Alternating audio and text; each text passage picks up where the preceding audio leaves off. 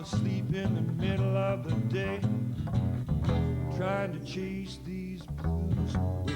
But I keep on, I just keep on keeping on. I just keep on, I just keep on keeping on. I keep walking on down the line. She keeps breaking this heart of mine. She tore my soul right in two. She said, half for me, baby, and half for you. That's why I keep on. That's why I keep on keeping on. That's why I keep on. I just keep on keeping on.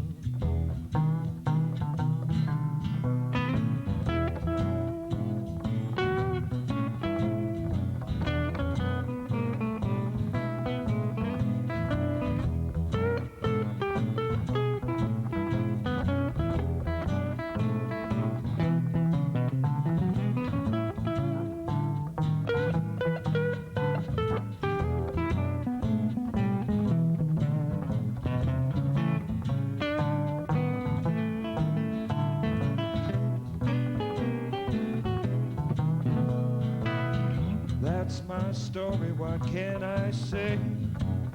I keep waiting for a brand new day. Sunlight falling onto the tree. We're together and we're both at ease. That's why I keep on. I just keep on keeping on. That's why I keep on. I just keep on keeping on. I just keep on keeping on. I just keep on keeping on.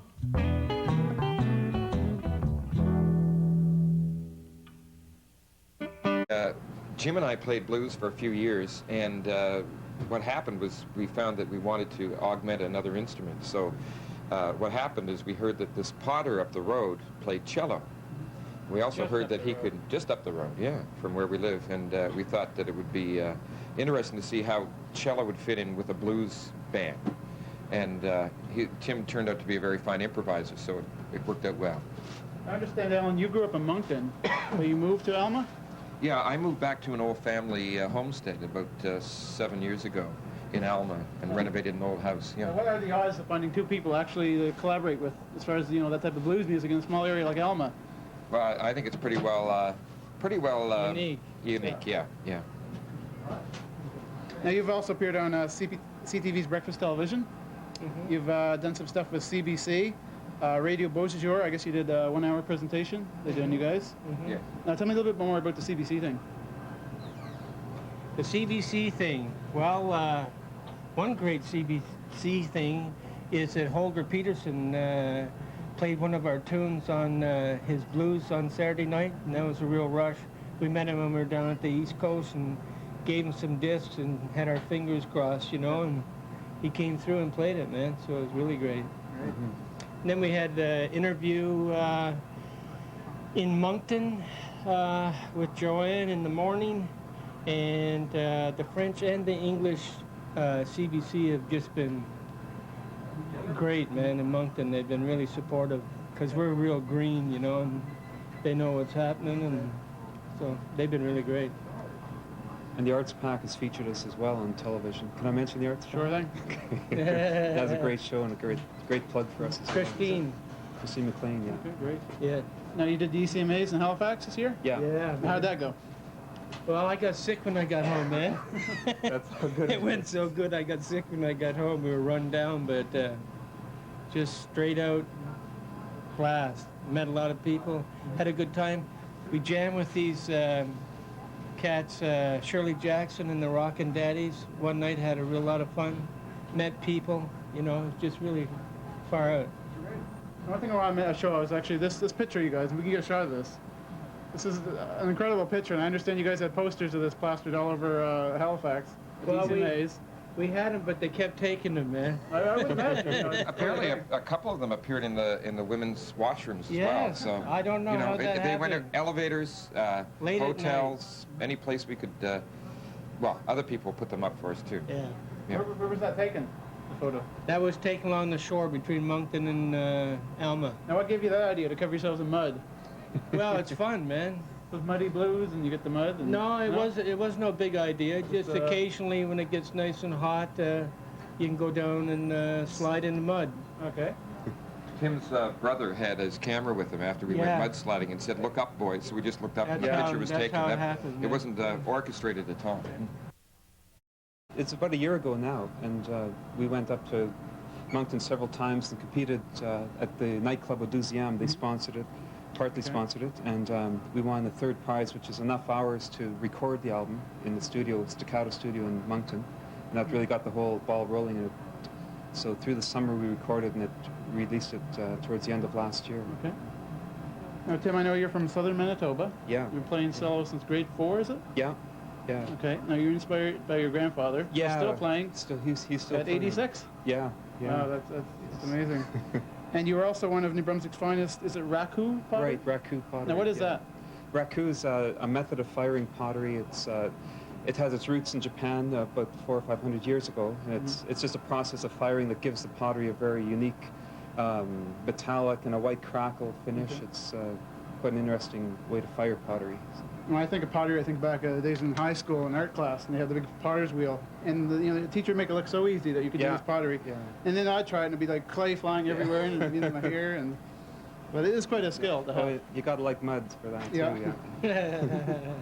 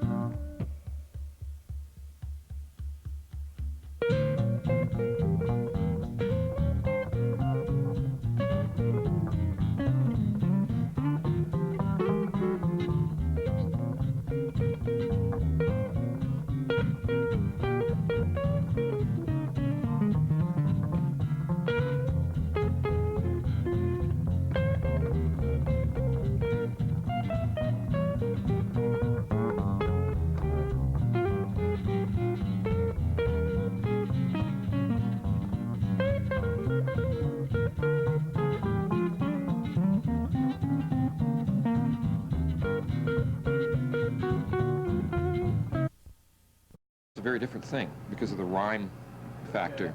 And I'm not a very good rhymer unless I'm writing limericks for the boys' entertainment in the car. That's about it. But everybody sort of has a hand in writing the lyrics. An idea can develop, from one song to the next. We bring stuff together, and I write some of the lyrics, but not all of them by any means. No. Have you had your poetry published? Yeah, my 9th book's coming out this fall through Broken Jaw Press in Fredericton, Joe Blades. Yeah. So we're going to pick that up. Slide guitar. In other words, I hold it between my hands this way, and I play it almost like Jeff Healey plays, with the guitar on my lap when I solo with that. And there's a jeweler in Moncton whose name is Hans Dursling, and he makes all kinds of jewelry, but he made me a New Brunswick agate slide, which I'm From going to the be Bay of using. Fundy. I'm using it mostly exclusively now with my new guitar because it gives it a different tone. It's instead of steel on steel or glass on steel, which is what people use, glass and steel slides, I'm going to be using an agate New Brunswick, so it's stone on steel. Now, your music is very reminiscent of the early black blues music of the South. Is that where your influences are? I'd say largely, for me, it came through Robert Johnson, the Mississippi Delta, one of the great Mississippi Delta players. Jim brings jazz and swing feel to the music, and Tim brings everything else too. He's a sort of J.J. Cale, Pablo Casals, the great cellist, the classical cellist. He brings all kinds of things to our music. So it's not straight Mississippi Delta blues, but the traditional blues we do play, we try to just bring it forward. I mean, if nothing else, it'd be wonderful if we can introduce some of these old blues tunes and make people go back to the original. It's pretty organic because, like, Tim's got a classical background, and then he didn't play at all for, about 10 years or so. Or more, yeah. And then we dug him out. So he's got no background in blues per se. So, and someone will get an idea. He's the cat that's got the blues background, and we just relate to that. That's why it's got a little different twist to it, because he's coming from where he's coming and I am. So it's a different feel. Like Al has listened to all the blues tunes. He knows, like, who did what, you know, like he's really been there for a long time. And we're just starting to come on to it in the last year or so, us too. But we got our own trip going on, you know, so it puts a little twist on it. Now, if someone wanted to pick up your CD, where can I get that? Well, they can phone me and give me their money anytime, but no, it's in St. John. Blue Tone Records. Blue in St. Tone John Records. carries it. It's in Moncton at Urban Sound Exchange. Yeah, Urban Sound Exchange, Sam the Record Man, Radioland. Radioland. We're on at Radioland. What's happening now is we're selling it as we travel. It's cool because people haven't heard you when you travel. We've been sticking around fairly close to home, so everybody's giving us their money in Moncton that's going to get it, right? So now when we're traveling, it's kind of cool because people are eager to get a hold of it and stuff like that. So what we're doing as we travel, like when we do the job here at the upper deck, we'll go down and talk to the record place in town and leave some there, and as we go to a different place, we'll just be dropping them in. So after we play somewhere, people should just check at the record place in town, and it'll probably be there because that's what we're doing now. Okay. Well, wish you guys the very best of luck in the future. Of course, you can catch these guys at Odysseum in Moncton, Harvest Jazz and Blues Festival here in the fall, and as well as Festival at Sea, among others. Yeah. Isaac Blewett and Cooper. I said, baby,